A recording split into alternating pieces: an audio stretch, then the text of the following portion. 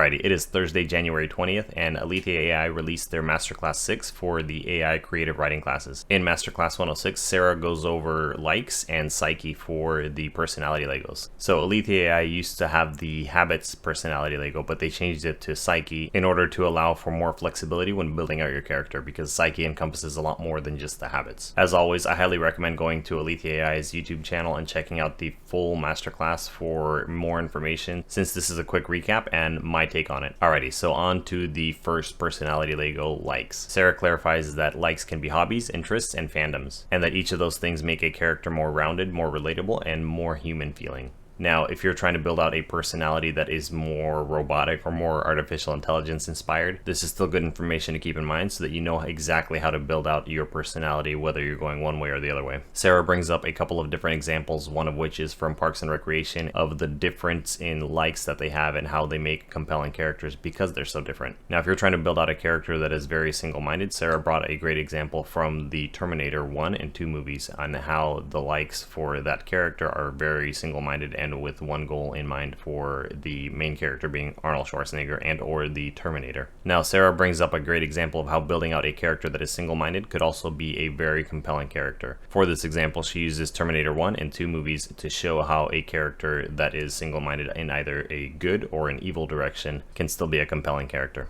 And to explain or describe, I guess, the single-mindedness of Sarah Connor in the Terminator films, she said she writes it out as: Sarah likes to kill a Terminator. In her free time, she likes to research the whereabouts of the Terminator so she can kill them.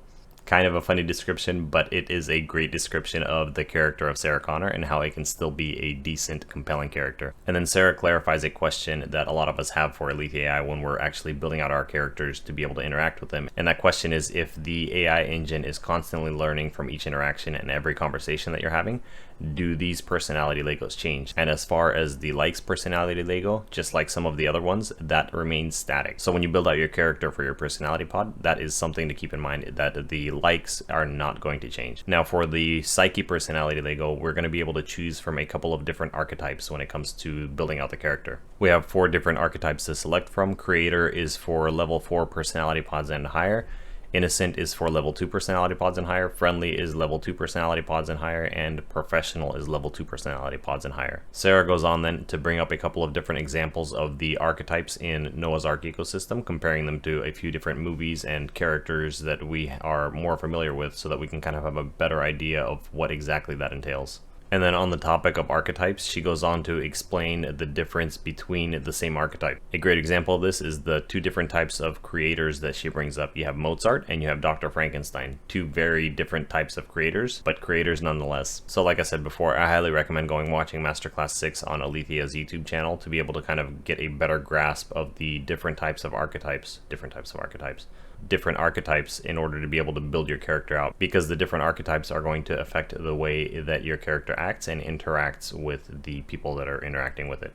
And then for the archetype Lego, once you select which one you want to go with, you're going to be asked to fill out a couple of words or a sentence or a couple of sentences to kind of describe your character and how it acts in its archetype, which Alethea's AI engine will then take and then apply the proper data sets to your personality pod in order to get it to act hopefully the way you want it to act. And then one thing Sarah reminds us is to think of it in terms of how would your character describe and or talk about themselves. Just something to keep in mind as you're building out your character for your personality pod. She brings up a great example from the Breaking Bad TV show, the character being Walter White. And so instead of describing him as prideful, calculating, and ruthless, which is more of a third-person perspective, Walter White would describe himself as self-sufficient instead of prideful, intelligent instead of calculating, and bold instead of ruthless. Again, awesome things to keep in mind if we are building out a character, because typically we're used to describing something in the third person. You know, this person at work is this. And so the lesson here is that how you describe a character is different from how a character would describe themselves. For most, this may be a difficult thing to try to accomplish, but Sarah gives a great tip of try to do a little acting, get into the character a little bit for when you're building out your personality pod. Essentially, if you're trying to build out your character, try to act like that character would. And that should make it a little bit easier to write some of these things from the first person perspective. And then the homework for this masterclass, obviously you'd want to post it in the Discord in the proper channel, which is the IIT Masterclass HW channel. is to write both how you would describe your character's psyche and how they would describe it themselves. And as always, if it's an original character, mention it, or if it's not an original character, if it's something that you are trying to describe and doing it more of an exercise, then let the people in the chat try to guess it. So just a reminder to everybody, if you're watching the masterclass video by Alethea, pay special attention to the questions section video at the end, because there are some awesome questions there that Sarah and Juliet both answer. One of which was, how do we keep our character consistent between the different types of personality Legos? How do we avoid conflicts when we're building out these characters? Sarah recommended creating a personality Bible of sorts to be able to keep track of the different personality Legos and the descriptions that you put for them. And one of the people in the Discord, I don't remember exactly off the top of my head who it was, but they said for themselves they're keeping an Excel spreadsheet, and with the different types of personality Legos at the top, and then in each column they would put the description of what they're doing for the personality Lego. That way, if you have more than one character that you're building out, you can list them vertically and then build out the personality Legos for each one. And then as you are reviewing your character for inconsistencies or conflicts,